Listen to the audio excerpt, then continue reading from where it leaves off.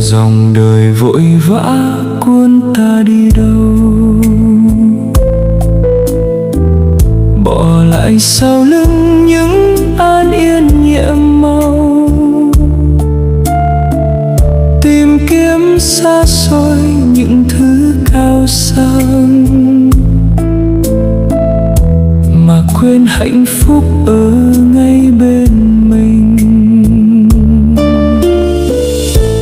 Hãy